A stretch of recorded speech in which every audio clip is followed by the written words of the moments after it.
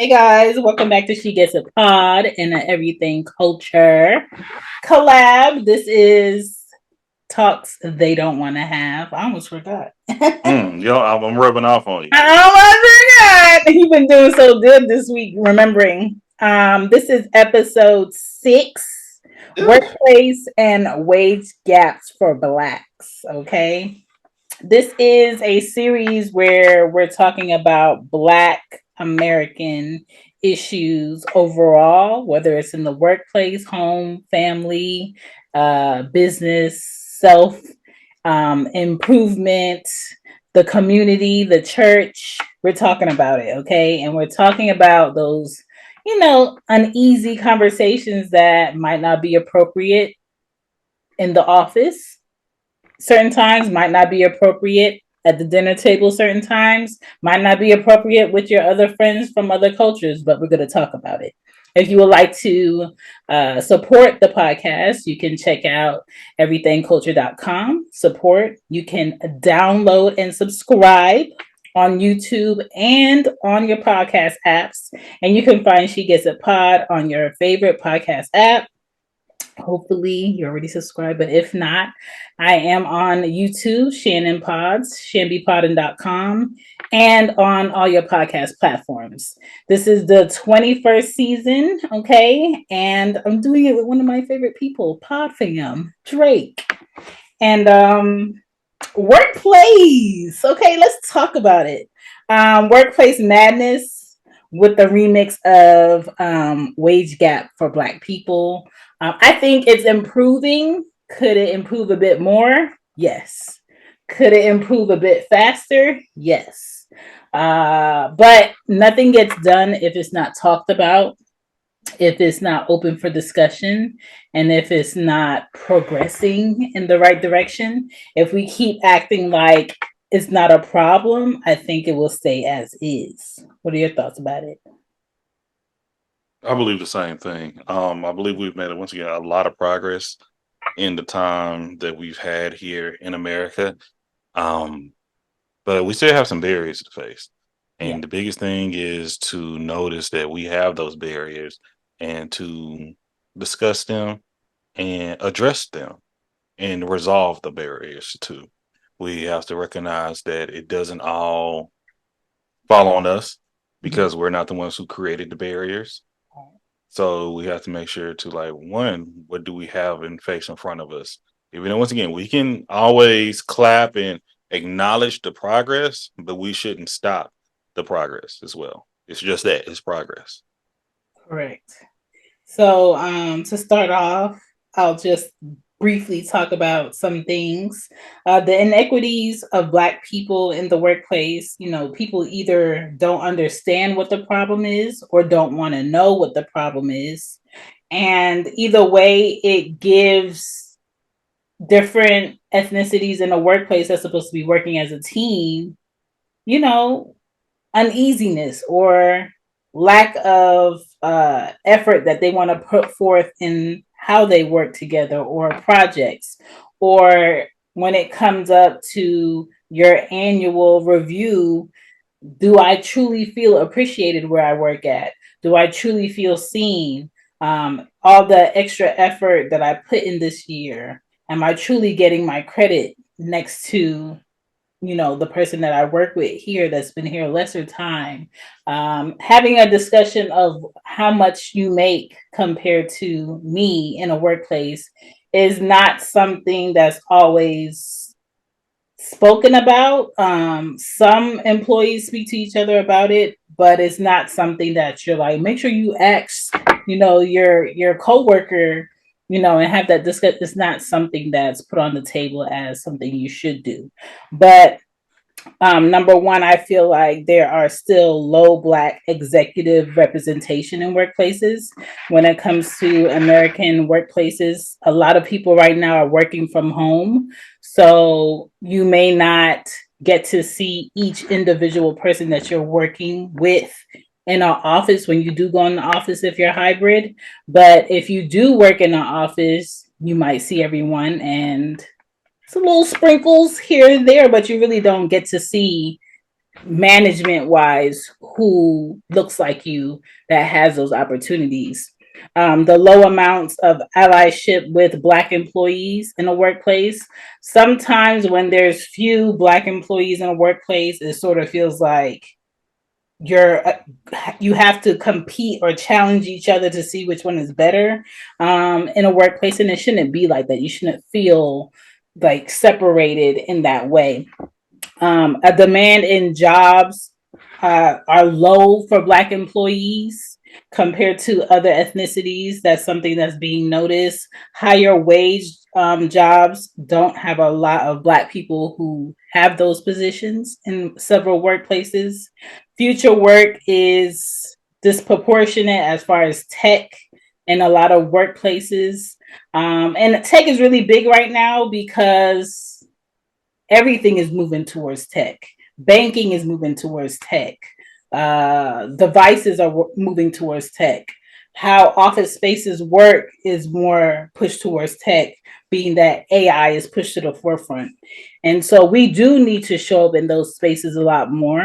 The way that our children are educated in schools, as far as tech, needs to be opened a lot more and be talked about a lot sooner.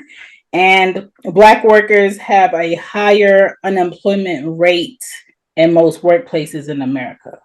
So those six things are a common issue when it comes to Black people in the workplace here. And that's something that I hope to be a lesser issue. But again, if it's not talked about, it's just something that is just accepted. And that's something I feel like should not be accepted because we can't grow financially with our families if we're not given an equal amount of opportunities or enough space to have those growth discussions, to have those opportunities to work these jobs. So those six things are a major factor from different articles that I've read thus far. And yeah, do you have anything to add before I go into the major three work services groups that most Black people get? I can, add into it. Of course, we're going to have disparity on, I'm a recruiter. Okay, that's one of the things I do. So disparity is one getting into the positions. Um, it's hard. I'm speaking from a personal perspective at the moment. Mm-hmm. That I'm gonna talk about, for instance, something that I'm in a nonprofit sector, and we're gonna talk about philanthropy. Okay. Okay, if philanthropy is the realm or the job space of raising money. Going, Shan, have you donated to this organization? Have you donated to Everything Culture this month? This is what Everything Culture is doing. This is what we need from you. We know you have this great business with Shanby Pot and things. We'd like for you donate perhaps $1,000 this week. Mm-hmm. This is what it will go towards. And this is what your money will continue to support. Would you like to come to this upcoming gala? Mm-hmm. You can purchase this table, things of that nature. Yeah. Okay. Philanthropy is, once again, it's a conversation within itself where it has not been a space that has welcomed Black people. Now it's a lot of money in philanthropy too. Right. It's development. Mm-hmm. But just like with tech, we have to get involved in it as well. Right. And for me being a recruiter, it's one, if I'm putting out I'm on job boards, I'm posting, I'm on Indeed, I'm on Idealist, I'm on LinkedIn, I'm on Monster. I got the job out everywhere.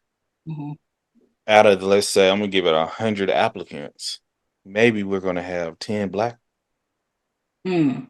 And then when we have those 10 Black ones, um, it's I recognize like, okay, it's gonna be some disparities. Well, they're gonna test them for what they know. But if I see and things that other people may have looked at in the past or still do, a Kashana or a Keisha or a Leroy or Jerome, some people may it could become, what's the word it may be unconscious bias, but they may look over that person because of the name. That Right. still happens.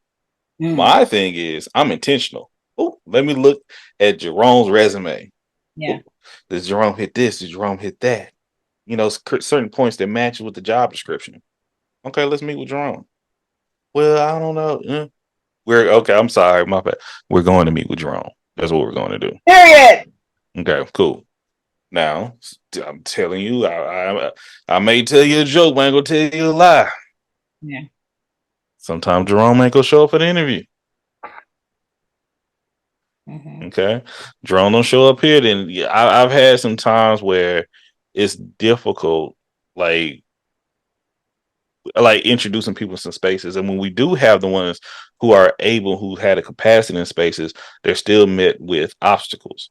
So it goes from the education. Let me do your numbers. So let's say Okay. you have 10 Black people that applied. Okay. Two of their resumes, no. Three And of them. Let's say three now. okay, three no. And then this is how much you have. I'm gonna get my hands in here. Okay. Okay. Then Jerome is this finger, he doesn't show up for the So interview. so for okay, so let's say we have seven left out of three no on the resumes. Okay. I'm gonna call all seven. Okay. Maybe five are gonna respond. Okay. All right.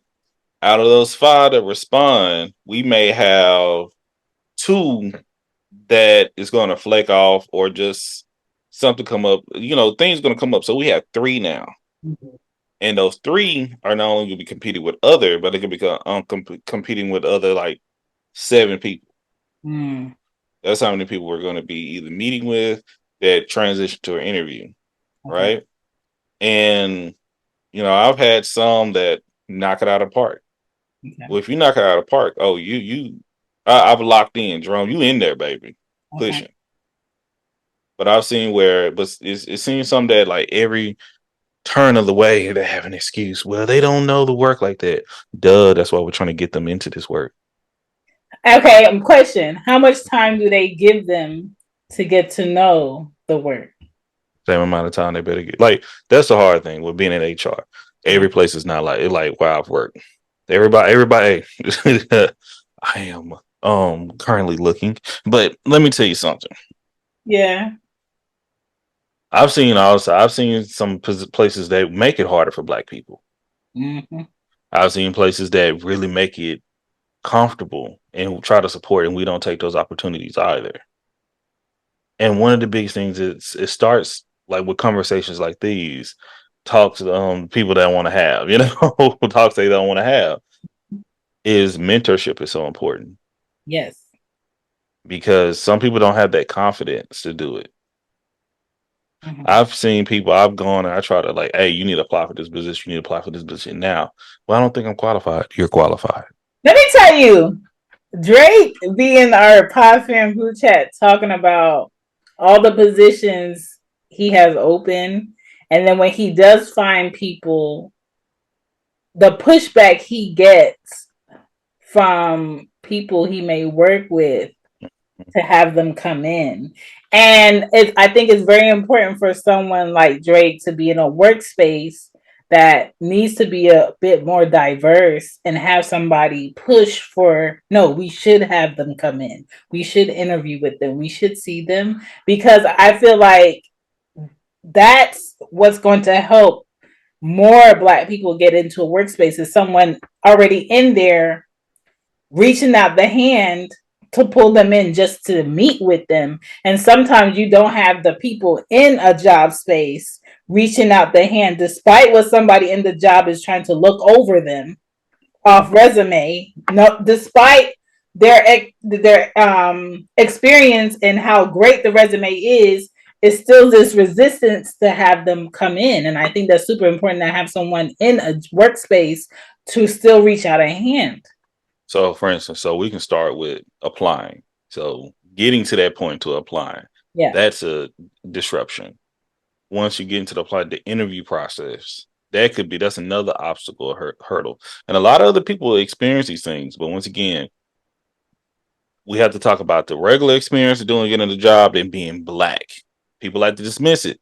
Mm-hmm. Being Black is a whole different thing, you Mm-hmm. know, because they're already looking at you. Unfortunately, it's like are you really able to do the job? I've seen some black people that's absolutely like killing it. Like their resume, they're great. They're charismatic. Anything we need for their position, they're there. But like, I just don't feel it. They're young. They seem overqualified. How long they're really going to stay here? This isn't it. But then I have someone that a white person. I'll be very direct Mm, and seem like they know the work so well, but they've been in their last six roles less than a year. mm, They don't have I got a bachelor's, got out. This person got a master's, they got a thesis written up. They sent us examples before we even asked for them. This mm. white person didn't do none of that. It just seemed like the good old boy Right. or the good old gal, however you want to go by it. And I'm just sit back and I observe when people are saying, and now now you may gotta make my job harder, and no problem. I have to keep all this written paperwork that you have now. You and I and everybody else have to write down what's the reason why you're choosing this person over the next person. Mm, You need, and like we got to talk about lived experience. We have to talk about their mindset and speak. And it's like if you just, in my opinion, I could be biased. I know I'm not, but the thing is, why don't you just look at it? If their faces wasn't there, that's one thing. If their face wasn't there, this black person would still be the best. So once again, if you couldn't see it, right. and that's what we're saying. But then let's focus on if we're really trying to make these significant changes, and we like once again, if we get on the term of affirmative action, which has been decimated within 4 years, it was created. Okay. Okay, once again, but the thing is, if you really want to talk about it, why are we not trying to get more people that get involved in these like workplaces and these organizations and these spaces that we haven't been in before? We should be looking not only for who's qualified, but who have that lived experience as well. And once again, then to go back, some black people say, I don't want to be the token. Look, I'm one of the only black. I don't know that many black men in HR, Yeah. especially in recruitment. How many? Like, I went to an HR event, an HR conference about 2 months ago. Mhm. It was two other black men there out of Mm, like 800 people. mm, So yeah, we got to speak up. Yeah, I got to be noticed. Yeah, I got to work harder. But when it comes down to, and I know even with me, because okay, we talked about the recruitment, we talked about the interviewing, and now we got to look into the bargaining mm. because Bargaining. they're going to try to haggle you down. If the job pays between 60,000 to 72, don't start me with 60. If my resume hitting what it should be hitting, hey, what I asked for, hey, I know this is what I need is to get paid. I'm asking for 70. Well, let's see, we get you. And I'm in HR. A lot of these positions, they're worth really 75, but we're gonna see if we can keep them under. Me, okay, Mm, you're 72. Just had a brother the other day. He asked for more than the range we had. I came back, I looked at his resume, had a conversation with him. I mean, had a conversation with my leads. I like he's really worth more than that. We need this person. They're going to be a good fit. This person is going to like change not only that team, but they're going to change that department, and it's going to be a benefit to the culture of the organization. We don't mm, want to lose out on this person. mm, Call the person back, and the thing is, and he's not the only one. Been several. They're like, because I'm glad they tried to mm, bargain. I'm glad they tried to negotiate. Hey, I know you was asking for this amount. We can't do that. Five over what I already hit you with the max. I offered you the max off rip, mm, but we can make this. Me, oh yeah, I take it. I take it. Just excited.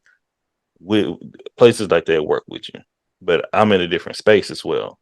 mm, But then, okay, now you've gotten in, you got what you paid. Now you're gonna hit with the obstacles of the work and the fitting in with the team and melding. I love having affinity groups. How many jobs do your job have an affinity group? mm. Like where intentionally black people come together and have conversations with one another? No. Like so there's another thing. I don't want to keep going and on and on, but we have to continue supporting each other. And not only supporting each other, we need support from the places we work to make sure they understand what we're experiencing as well. Because guess what? When we have that type of support, just like listen, I mean, one thing I do this work, I know what I'm talking about here. Mm, When your people are happy, and your people feel respected at the organization, Let's talk about it. they work hard. They don't mind coming to work. Yep. And they will point out the ones they don't want to do the work. Like, hey, I don't I don't mind doing this. Yeah. Hey, my kids got sick. They didn't even take me in sick time. They just like, hey, go take care of it. I remember that. Mm-hmm. Be honest, like Juneteenth. Like, hey, that's a holiday at my job before it became a national holiday. Mm. No, Wasn't come like on. I'm telling when they value your culture and people that mean something. But and you're gonna make those people who have created those barriers more uncomfortable, and they're Mm. gonna move out the way. But on the other thing, you have to say we should not be a barrier for each other as well. So, We got to question: pay attention to that. do you ever feel pressure um, pushing for someone to come in, um, despite the pushback that you're getting with your team for recruiting, and they come in and they're not like, I pushed for you to be in here. Don't embarrass me. Yeah, it happens, and it don't. It happens with other cultures too. It Yeah, happens with other ethnicity. That's why I gotta check my. Hey, can't beat myself up on it. yeah, I did what God intended me for to do in my professionalism. Okay. I yeah, wasn't biased. I didn't discriminate. We didn't choose because of their color or their sex or gender. We chose yeah. because of their quality and skills and the lived experience. That's what we chose on. Now, hey, if we can keep it a book with one another, y'all. Oh yeah, it be pissing me off. Mm-hmm. Shane done heard me in the group chat before. Yeah. Well, I ain't gonna lie to y'all. It's and been and Drake is the type of person where he's not going to let you be blindsided by you not showing up the way you should show up. He gon' nudge you. He gon' give you a call. He gon' because check. I want somebody to do that with me. Right. It's something that a lot of these folks, I can't just say young folks because got some people my age and some people older than me that Yeah. don't like it. But it's been, pull on your coattail. If you ever heard that. Yeah. It's like, hey, Shan, like, let me pull on your coattail real quick. Your shoes untied. Yeah. Sometimes Shan be like, thank you, man, Drake. Thank you. Let me tie those up right now. Or Shan could be like, Drake, you know what? Can you help me with this real quick? You know what? I can help you with one foot. You get the other. We got this, okay? And then some Shans be like, "Boy, fuck you!" Like that's I'm like, what? That's crazy. What? How do we get there? I'm here to help you out, G. Crazy. But it's like that though. Mm. It's like that, and that's the troubling part of doing this work. You trying to help people, and they don't want to help themselves. And that not, I don't care what you look like. Yeah. If I worked and try to get you into a position and then you're not really, because we serve missions. Mm. If you're not there for the greater good of the cause of the organization, I feel like I fail. Right. That's me because I take my work seriously. Because you're in a purpose sector that requires skills. But even if I was like, so when I worked at CPS, Yeah. I worked with some people that I didn't hire. I wasn't in hiring, but it was some people I wouldn't have hired this person. Again, I feel like you have to be there with a purpose of Hmm. why you're there because of how important that position is. But for me, the because my company is so big and is really about numbers and risk is kind of like meet metrics, not But you meet do your job. I can't see that's the difference, Shane. You do your job. right. Because before I graduated from college, I worked like at furniture stores. It used to bother me when people just BS and played around all day. Let's get this work done so we can go home and get paid still, Yeah. or we can chill. I've been like this even outside of work. Like you see me on TikTok videos. I be on my homeboys. Like they be over there want to play the game in the morning, chill. This isn't that. Hey, let's get this work done, then we can play. Right. But my point is when you have a smaller company and it should be purpose driven with skills, you have a bigger magnifying glass on what this person is actually contributing. In my position, there's a longer time frame where somebody can slip and slide before a review is or before the numbers stop equating to what it needs to be, and then it's a conversation. And so I feel like A lot of jobs that are huge have a higher turnover rate because they expect it, because people are going to get exhausted, people are not here for the right purpose to begin with, and people are just job hopping. But I feel like working for a nonprofit or working in CPS, if you're not passionate about what the purpose of this is, you shouldn't be here. Tell you something. When you said higher turnover rate, nah, bucko. Because one, jobs like yours probably gonna pay more. Two, and even though you don't feel like it, Mhm. could you have less stress? Because it's a whole emotional type of daunting stress on that. Mhm. CPS is one of the highest turnover rates that you can have in the like in the nation. Mm. And the thing is, like, and that's one of the reasons I got into HR is because the way they had that system created and how they were just setting caseworkers up to fail. Yeah. And majority of caseworkers where I'm from, guess what they were? Yes, service work. Majority of them, and majority of black women at that too. Yeah. And Started off the way we carry stress. a lot, and everybody didn't carry it well. Yeah. But the majority of children in care, percentage wise, excuse me, a disproportionate percentage were black children, black males at that. Mm. Then we got to look at the majority of, let's say, majority of supervisors. They turned it was quite a few black ones. Mm. Then, the program directors, couple, I think it was maybe two, had a couple white. Regional directors was a white guy. Then it became a black person. Mm. Then you have to go all the way. Then you get into the more of the legislation and things of that nature. And like Greg Abbott and stuff. Um, but then you have to look at the attorneys. Getting more black attorneys in. That's a beautiful thing to have. But at the same time, you had a white attorneys that had a good boy system at a certain point where if you knew if you once again, we'll go all the way down. Nasty, nasty. It's politics. It's just politics. And Yeah. you learn more and more. It's like you have to rub your elbows. I was talking to someone earlier. I had to learn how to play golf, so I just can make connections. But that's what it is. If you want to have a more successful in certain careers, if I want to be voted to becoming a judge one day, I have to make connections with people with certain spaces and stature. Yeah. I can have connections with you, Baylor, Greg, and Gigi. Love my pod fam. But even in everything, everything culture, I've asked in one of my lives, would y'all vote for me? Everybody didn't say yes. I go, what? Like, what? We supposed to be cool. Y'all wouldn't vote. Like, what? Yeah. But I ain't vote for nobody. Well, then you're not benefiting the greater good and we're trying to go forward. I love you, You're a but not. watcher. You're a watcher without a support. And that goes back to even what we're doing with in the workplace. I've seen people in the workplace legit say, "Oh, they ain't gonna work on me. They ain't gonna hire me. They gonna give me an opportunity. I'm right here, and I'm telling you to All do right. it." Then I feel like, I don't want to take these classes. I'm like, they're paying for the courses. Take them. Mm. So we can go on and on and on, but because once again, I just know you're not going to have these opportunities in other places, unfortunately. Mm. But we've been placed in a position where to have so much self doubt because they're going to say no, no matter what. And in my head, you're going to have that, but you still got to keep pushing.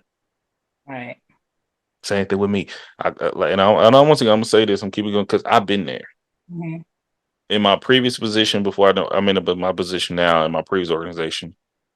I applied for a community outreach position. It was a manager position. Mm-hmm. I felt like I hit every point. I didn't get it the first time. Bummer, dang. Gave it to a white one. Mm-hmm. Okay. Second time, even the person before, the person who had the role before, they were like, he's the person we need to have. Yeah. That woman left. Still cool with it. That white woman left. They wanted I applied. They was gonna give it to a white man. I heard that. Passed me again. Cool with the person. I'm like, dang. I'm not well. I said, you know what? I'm about to become a teacher. Mm. I was taking, sir. I was studying for the certification, everything. Still got the book somewhere around here. Okay. And that person turned the position down. The white guy. Turned it down. Mm. The man, HR manager came to me.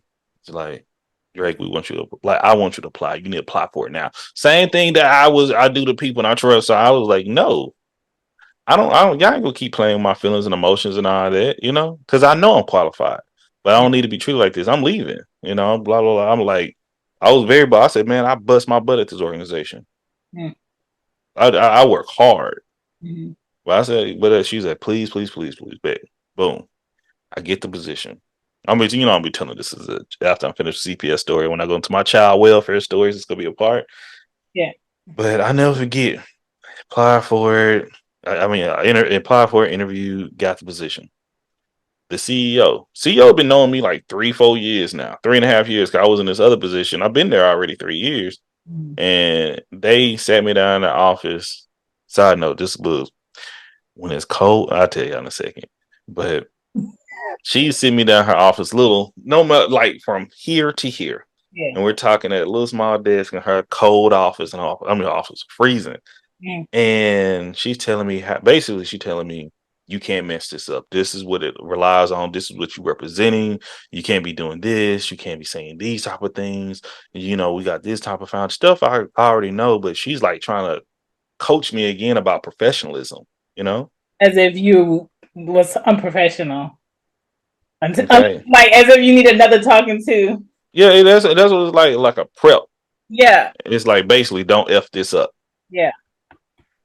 And it's cold. When I'm real cold and I'm quiet, I start to yawn.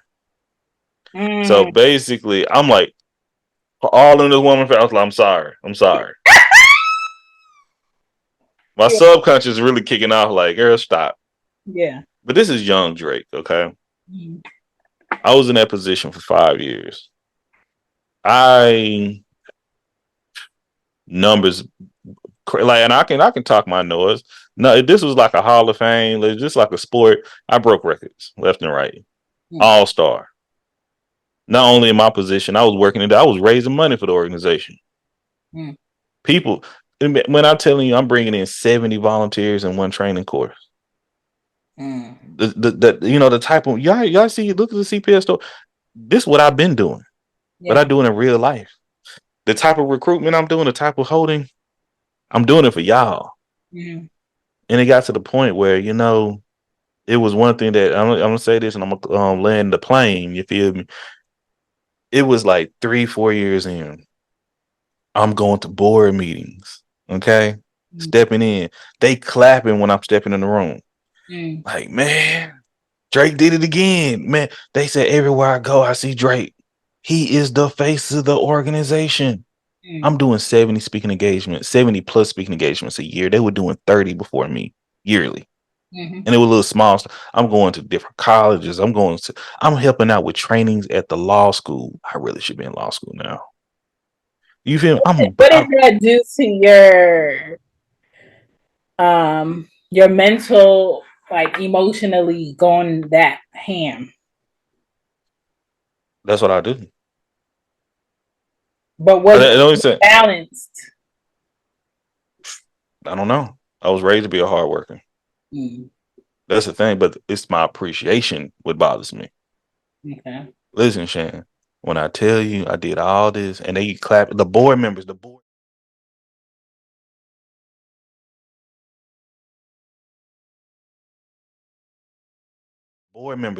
chair used to be one of my volunteers, and he saw how I work hands on. I'm about that smoke. Mm. He ain't playing. I'm really about this work. Mm. But I come in, everybody clapping, everybody showing appreciation because we're winning. We're at the top right now. Mm.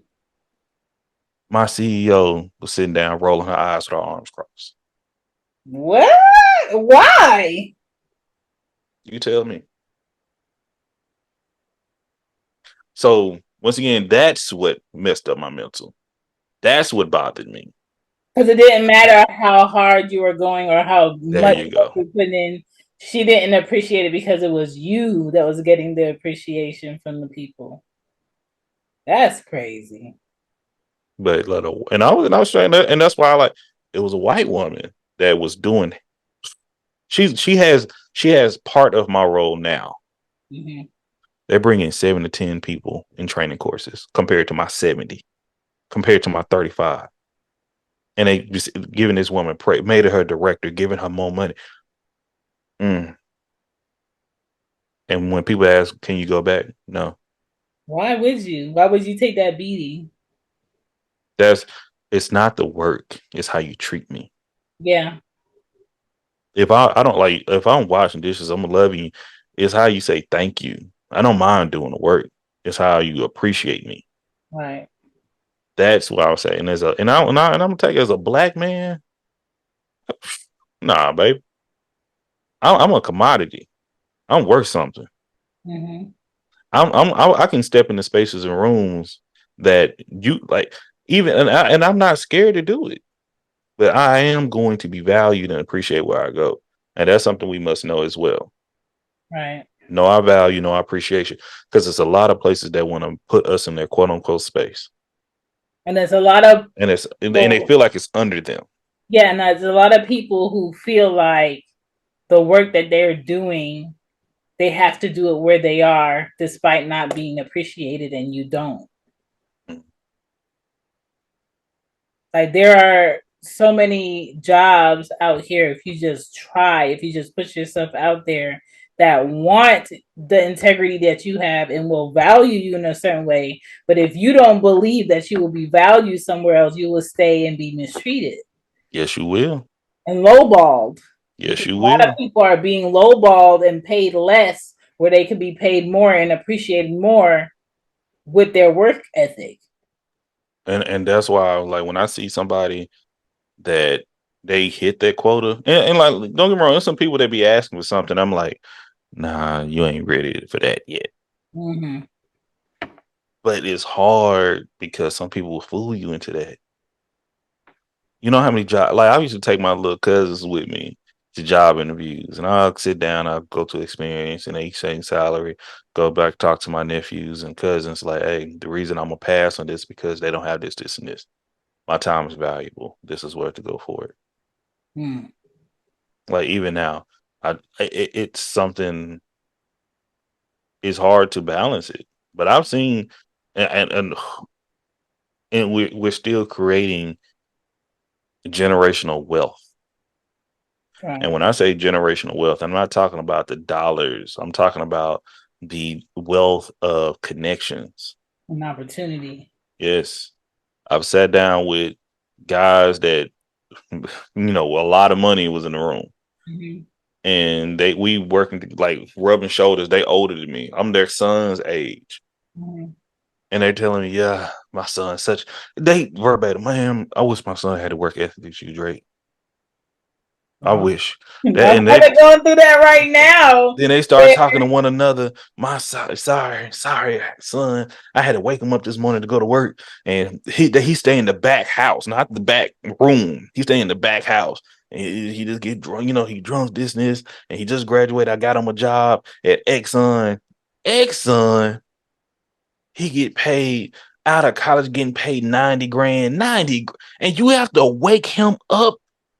But I talked to my brother about this because he owns a business, is in his name. He want to pass it down to his sons, but his sons don't have that work ethic that he does to see the bigger picture of not having to check in with somebody, not having to take scraps. You dictate what you bring in because this is yours. I want to pass this down to you. And so he's talking to me. He's like, I don't know what kid come out of high school and is on their third BMW or can wake up and come to their dad's job and get the skills that they can get, go to school, and he don't get it. He keep talking to me about what this worker being paid versus him, and he don't see that I'm trying to leave the shop because I'm getting older so you can have it. And I'm just like, sometimes I said you were born and raised in Jamaica. You came up here when you had 2 more years of high school to finish. and you were working the whole time, and you worked, and you went to school, and you studied being a mechanic, and you've always wanted your own business, just because that is your mindset and your vision does not mean that your sons have that mindset and that vision. And as much as you want to pass this down to them, if they don't want it, they will ruin it. And he's having a hard time swallowing that thought that everything he worked for and the vision he has for them, they don't want. And a lot of See, wealthy men go through that with their kids. and so what do you do? See, now you shifting it. See that's a different conversation Mm-hmm. because these guys they didn't have their own business. Well, they had their own businesses, but their sons wasn't working for their businesses. He got their son on with someone he played golf with. They have a connection with someone like a HR journalist or a recruiter, and say, "Hey, my son's applying." That's a lot of stuff connections too. Yeah. No, it doesn't like crazy. But I know somebody that knows somebody that knows somebody got him on, and he still don't want to do it. It's But the it's it's few kids when they're given that value that. It's hard. It's like, does my child have this personality to see the vision, to see what they're given and build it up, or are they going to waste it? And most kids who've never had to struggle or work from the dirt up don't have it. They think that everything should be just put in their lap. so that goes back to the like. So we talk about these coincidence. That's the progress we've talked about. Okay, because we've made progress Yeah. in society here in America, but we still have a lot of challenges. Just because we have 3 out of 20 black families that are, wealthy. Right. And once again, these numbers could be, these numbers are not accurate, everyone. I'm just Right. giving an example. Just for instance. We still have a lot of work to do Yeah. because it could be out of the 12 out of 20 white families. In most conversations, we are always the lowest percentage. Yeah, that's why I'm just pointing out that disparity. So it's something that over the next 50, 80 years, what it's going to look like. I Mm-hmm. see progress. I see us starting more businesses. I see us supporting one another, but I also see us dragging one another too. Mm-hmm. I see, and it's like we shouldn't be another obstacle towards one another. That Right. makes sense. And it goes almost to our previous conversation we had a couple weeks ago about the black church. We had to stick together Mm-hmm. That once community. we, even and hold each other accountable. When we pull like yeah, people was mad at Keith Lee. Mm-hmm. All thing Keith Lee was doing is pulling y'all coattail. Got Yeah. shoes untied. Yeah. And what did they do? Some of them turn around, boy, fuck you. Right. Like, Some appreciated it. Some you know, hated it. Some feel like how you have the nerve, or but they don't. But we have to show the positive we're doing, and yeah. that's the other thing when you're doing, and it's good employee management. But that's the thing. How do we oof, how do we treat our black employees? How do we in the workplace? How do we behave? Oh. That's a whole Cause, nother. yeah, cause trust me, I've had some that I've been on the side like, hey, they kind of like you really pushing it. I've had some of those, and I've had like, hey, you can't pull that card. That card it don't work for you because now that card work for her over here or him over there, but for you, you really need to be fired. Right.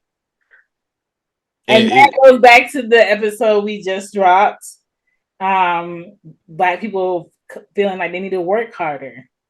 yeah, and it's not even working hard. To some people, it's like, yo, I I, saw. I've seen some people sneak out. Like I'm like, look, I walk around that's being friendly, and they got mad because people was watching their hours and they clocking blah blah blah blah. With me walking around, it's 2 hours before they supposed to be leaving. What y'all get in the car for?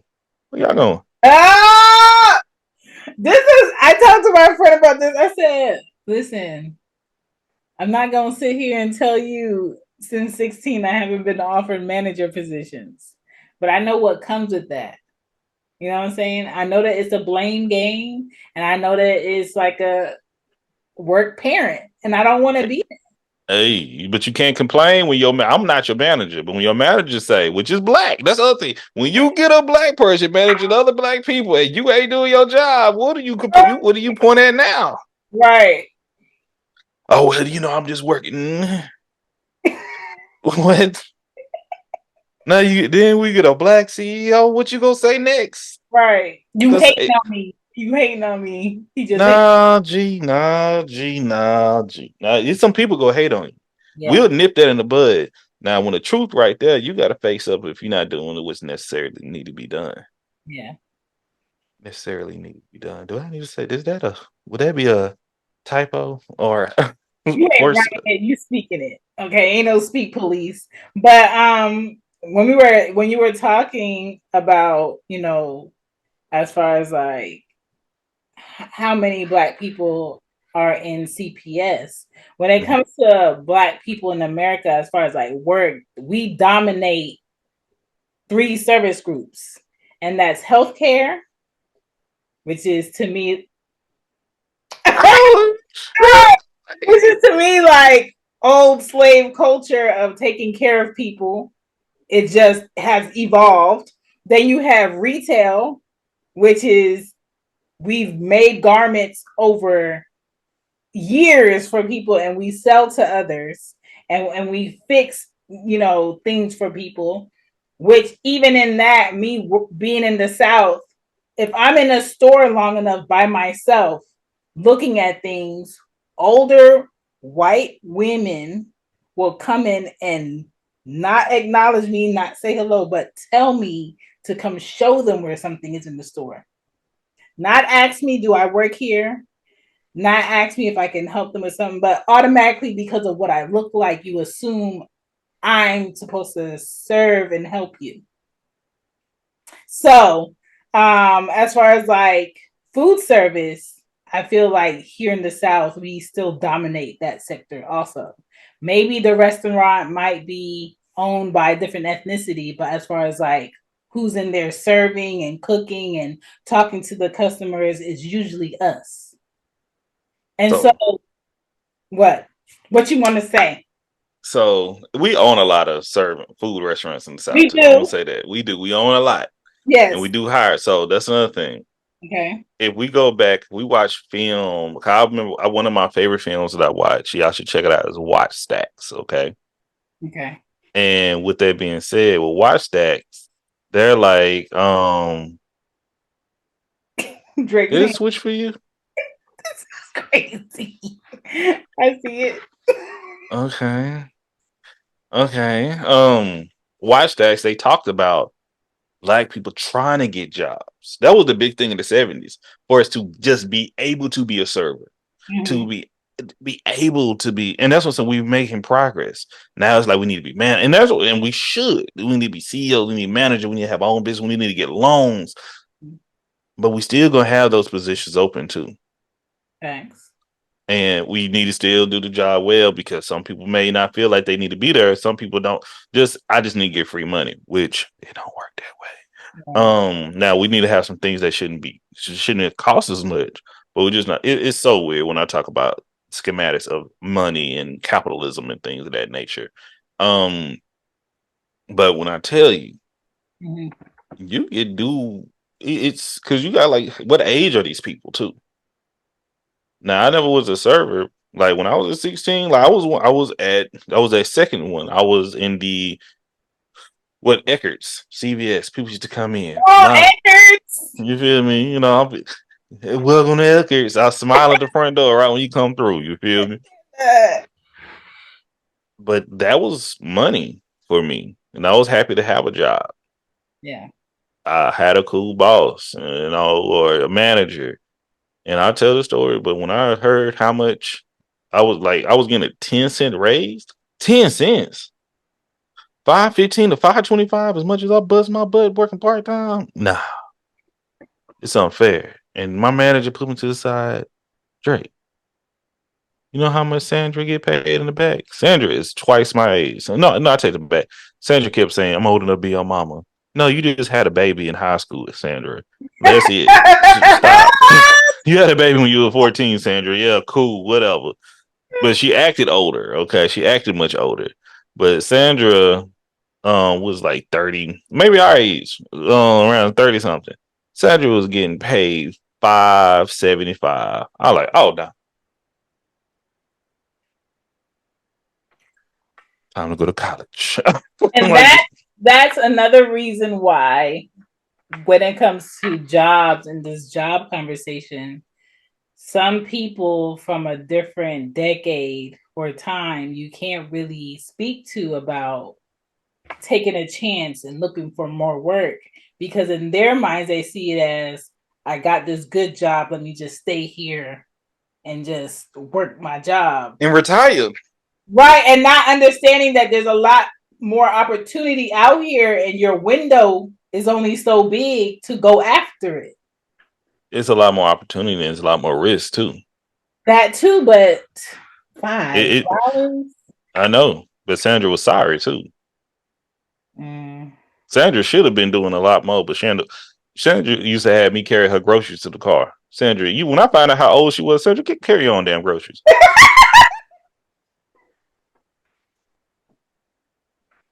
I was so mad. I like Sandra. I thought she was like 60. Sandra, you are 30. When I tell you, I've been working like a single mother with 5 kids since I was 16. Hey, it's only been a short like I'm looking for work right now. I'm working, but I'm looking for something more stable. I'm looking for but my thing is if y'all see me in an oil field, I'm gonna be in an oil field. I know how to use my hands. I know how to use my mind. I know how to use my mouth. Okay. Mm, But we don't make excuses. We make results here. that's a fact. And we respect it. Some facts before we get out of here. Most older Caribbean people say go to foreign, which is America, and become a nurse or a nanny and just stack your money. And then eventually you leave and maybe you can look for what you actually want to do. Taking a risk on something you believe in yourself that is not of servitude is just not something looked at as, why would you do that? Like, that's too risky. Which is why most go into nursing, most become nannies, and they're comfortable with that for the time being. And then you see a lot, and this New York, especially Queens or Brooklyn, you see a lot of older Caribbean women have the house and buy in excess because all of those times when they really wanted to do that when they were younger, they couldn't. And so I never felt like I'm going to grow up and be up under somebody in servitude. So I never went for the food jobs. I never went for babysitting. I went for what was creative and what I could be hands on with and see overall and not be up under somebody. Still to this day, same thing. Show me what needs to be done. Allow me to learn the knowledge. Let me show you I know the knowledge and leave me alone. That's my personality. That's how I work. But a lot of people, they just don't go for that, or they don't have those opportunities to be in workplaces like that. So they take who will hire them and they just work there and they don't go for those opportunities like you said.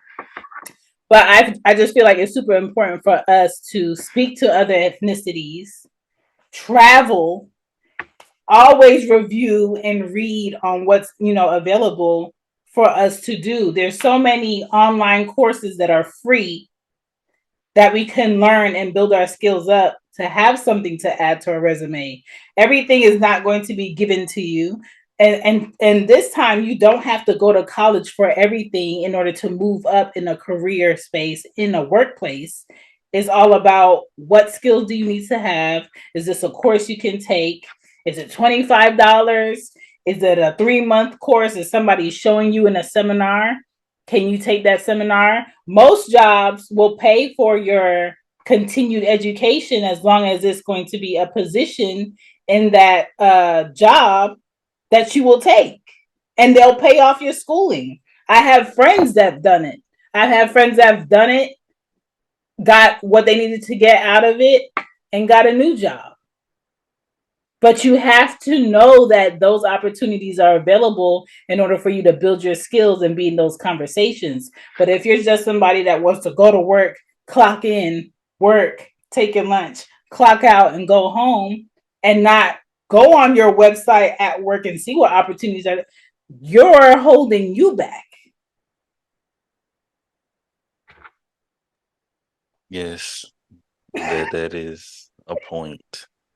You know what I'm saying? Some people want that though. Some people want that. That may be simple to some. Yeah. No, I know, and some people are good at that. I know this dude that do get oil and gas, no shift work, Mm-hmm. get paid very well though. Mm-hmm. Don't miss your shift, work overtime, clock in, clock out. Don't deal with a lot of other drama that like my but and so stack his money. Mm-hmm. You know, some people get that. You know, so I ain't gonna knock nobody for doing things that don't it's not artistic or has to use much. Hey, find a way you make your living. One of my previous guests was talking earlier. Someone posted about how to what's the minimum wage or what's the living wage you need to have in your city. Mm. And she said she became triggered, you know. And I've been watching her journey throughout, the past year or so, and how she's faced homelessness and she's built with paying bills and finding work. And her mindset is like she's very against capitalism and money. She like, I don't want to have we have to use money. Baby, I don't either. But that's how you live That's in America. that's that's the game we in though. Yeah. That's the game we in. You know what I'm And saying? as much as you kick and scream about it, baby, this is the game we're in. Right. Okay.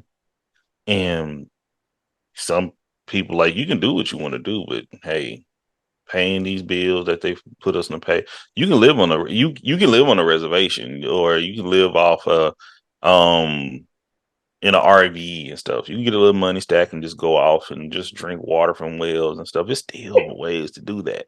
Yeah. But some people want luxury, but they want to pay for the price of luxury. Right. Like with me, I can be one of them guys, one bedroom, television, just sit and chill and go to I can be a grinder and just and chill, have my peace. Mm-hmm. But if you want to have go on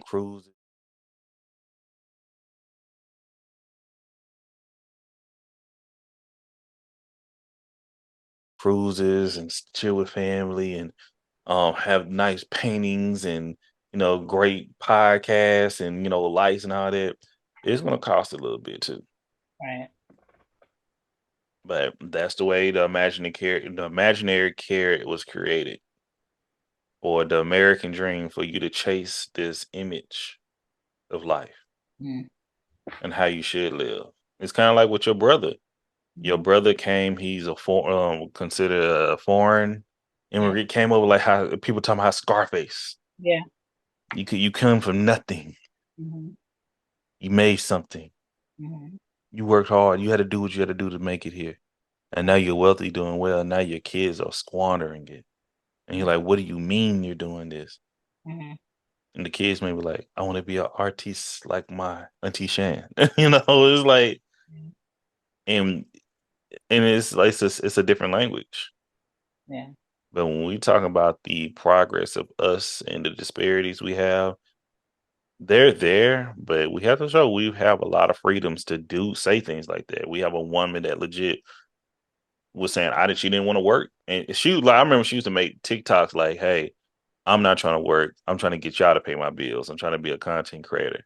I was like, I'm just gonna keep scrolling. I'm like, best of luck to your sister. Best of luck. I am not the one. You got some women out here, they go find them a sugar daddy. And they go try to give out minimum sugar if they have to. But I'm like, I good mean, luck they're with it. out here, but my thing is like, stop stop holding up space in places where you don't want to be. You know, somebody wants to be in that space and you don't want to be in this space, but you playing boo boo the fool every day in here and you don't want to do what's needed. You're holding up space. That's what a lot of people do. and how can we tell the difference between the two? You know what I mean? I mean, that needs to be a whole nother That's episode. what I'm trying to tell you. We keep drifting off, but we here though. Yeah, but as far as like systematic obstacles, we already talked about the fewer job opportunities, jobs being too far away from where primarily Black people live or can afford to live, bad labor market outcomes. Uh, Also, what I believe needs to change is unwarranted pushes to allow treatment to continue. Um, looking at people's experience and their talents and not giving them a chance because of what they may look like. Oh, we didn't even talk about college, child. That's a scam. But I hold off. Hello. If I could do it again, I would never went, but I would have went because I use my degree. I use my degree every day. I feel Okay. like my degree is used, but it's not used in the way that I thought it would be used as far as like it's looked at, oh, you can stick with something for my job. That's how I feel like they looked at it. I use my degree personally, professionally, all throughout. It makes me money. But let me tell you, the process of college and it's historically known and the price of college, Yeah. like I'm getting ready to get I want to go back and get my master's and like I'm almost done paying off my bachelor's, all the You loan got to fully paid start off back loan. up. So I back up. And when you think about it, a lot of these things, once again, it's the connections. You Yeah. don't learn what you're supposed to learn in college at all times. You learn more. But why do I have to take electives in college? It's BS, it's fluff. It's Yeah. extend It, your time and extend your pay. make money. And a lot of this is for, once again, more people make money and it causes a barrier. Yeah. Because you just said, if I know the job and I know the work already, why do you need to have a degree for me to show that I'm doing the work? Right. What really made me mad after college is we You're require overqualified. 5 years, Oh, experience. but you won't give anyone the experience to have the 5 years experience. So it's this big gap of it'll never be reached. And so you really have to have those connections to get a backdoor in certain spaces that people have to wait to be able to get those opportunities. So when it comes to a lot of creative jobs and just starting that grind, people don't really do what they want to do until their 40s because they spent their 20s and their 30s running at this rat race. But and I want to say this is not a black thing. This is an It's American not a thing. it's a very much of American thing, yes. But when I will say after college and I went to New York, that was the most slap in the face for me to have skills that other people did not have in workspaces who were less creative and less knowledgeable, but because Or, who their dad knew, or had them connections. I was just about to them say coming that. from money, they were in those spaces. And that's where I felt like my skills didn't matter, my talents didn't matter. If I didn't come from money, if who I knew didn't have a connection in and they couldn't leverage who I was, it didn't matter. I was unseen. And that's when I was like, I'm not about to feel lesser than and feel like, oh, I need to go back and get my master's and then they'll see me. Because I have friends who have their bachelor's and their masters and they're still trying to climb up and they've eaten off their 20s and their 30s and now they're in their 40s trying to catch up to life. And I'm not about to do that. Like, and shout out to my folks. Like, I've seen both sides. I've seen people use their degree heavily Yeah. and continue to grow. I've seen people. I work with people that had they was their masters, and I get paid more than them. Still to this day. And you know that's just what it was. And they could be older than me, whatever the case may be. Then I've seen some that, ugh, it was something that like, for instance, I've seen some folks that have all of this, made it to the mountaintop and let it all go. Like shout out to like shout out to Kira, you know? Oh yes, but I feel like with her health and everything, I feel like she needed that change. Yeah. But now, once again, great people, great podcasts, previous guests. And I love when she talking about her journey. She asking, should I go back into the work or should do something different? How we go. She's made it to that space. She's having a freedom to Mhm. do what you want. And that is a privilege. And that's what I believe as Black people that we should have the opportunity to have is the freedom and opportunity. Yes. That's it. Okay. I also believe that all employees need DEI training. Uh, Wait, what? shut Shan? Wait. What? Did y'all hear that? for What? balance, they all need it. I don't feel like it should be optional. Just like every year we need to do code of conduct, it needs to be a thing because let's stop acting like this is not something that exists. When when I said this to Shan, like I don't need to go through it. But I agree. I absolutely wholeheartedly agree, Shan. I absolutely agree. What I will say my takeaways are is we still need room to build a better workspace.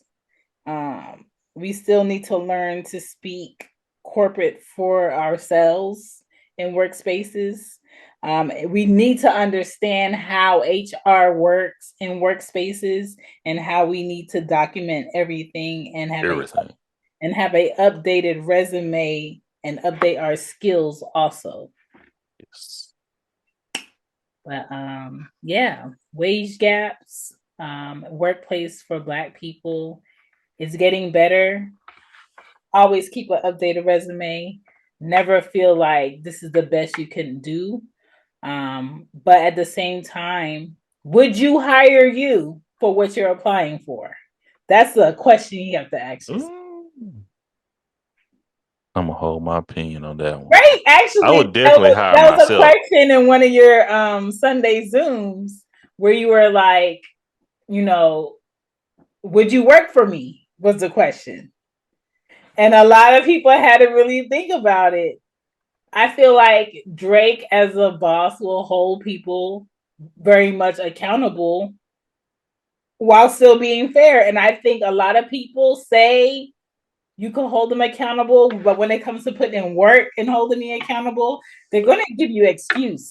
That's what I'm saying. And a lot of people showed me who they were, and I appreciate the transparency from a lot of folks. And I'm like, you wouldn't be working for me for long. I'm letting you know now. I would try to find you opportunity. I would Yeah, try to support you. I yeah, would attempt to do that, but I would get your booty out of there if you get nah, because this is my money. That's why I'll try to get people in the mindsets like this is HR.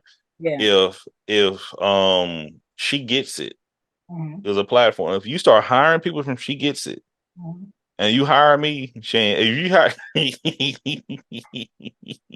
Why is this episode so hey, censored? I ain't gonna be messy boots in here. But like I wanna like, but if I don't show up to something, Yeah, but I still expect to get paid. yeah, And but it's coming out the salary that you create, that does come out your pocket on your right, business. right. How you gonna react to that? Your mindset of being so lean is going to halt. Mhm, You're gonna say, wait a minute, this money could either go to Gigi, mhm. because Gigi showing up and Gigi, they everybody, but I'm paying Drake more, and Drake ain't even doing his job. Which makes you pay double because you got to hire somebody to do what you're not doing. So And that's it's why costing they say me, don't mix business with personal. and it's costing the business more because you ain't showing up needed. So we losing really more than double now. Yeah, So time. that is my business mindset. When you talking about having this business conversation, that's what you got to think of. Yeah, So when I ask people like, "Hey, you come in, you say this is," and you complain about, are you really doing what you? Because you see, if you ain't in HR, you don't see what other people be doing. Only thing you see when you ain't in HR, you be seeing this what everybody be this doing. or the person next to you, but Hmm. you don't be known on the But when you in HR, you like, they are lying. They haven't logged in on their Microsoft Teams in 3 weeks. yeah, That thing, and this we can see everything. yeah. And the thing, they and then you don't know who be snitching on y'all. Oh, It's a lot of that. It's a lot of people taking screenshots on your social media and sending it to HR. oh my god. And we don't really be caring. We just be like, It's like, now that you brought it to my attention, now I have to say something. because the thing is, it's other people. It's other people bringing it to our attention and telling us we need to do something. They're Karens. Yeah, It's like we cool. I yeah, got crazy stuff on my social media at times too.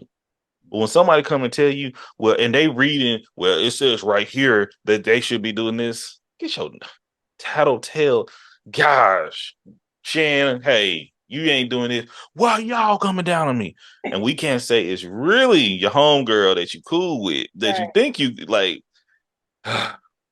Can you stop talking about this? Oh, you telling me I can't talk at work? Mm-mm. I never got had one dude. I pulled him to the side. I like, why do I know every Wednesday during payday you call off sick on Thursday so you can blow your check? Why do I? Have you ever told me that? No. Think about that then. A lot of people ain't play Guess Who as children.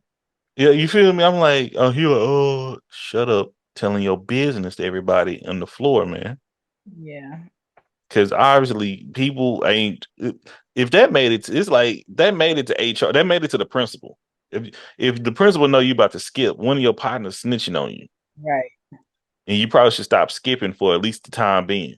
That's a fact. Oh gosh, let me stop. Well, see, we didn't got all over the place, y'all. Well, y'all, that is episode 6. I hope you have a great week. My name is Shan, and that is Drake from Everything Culture. Check out Everything Culture podcast on your favorite podcast app and go to everythingculture.com. You can find me on shanbypodden.com. She gets a pod on all your favorite podcast platforms, and we'll be back next week with another one. Peace. Peace. Appreciate y'all. Balloons. Come on. We want balloons and stuff.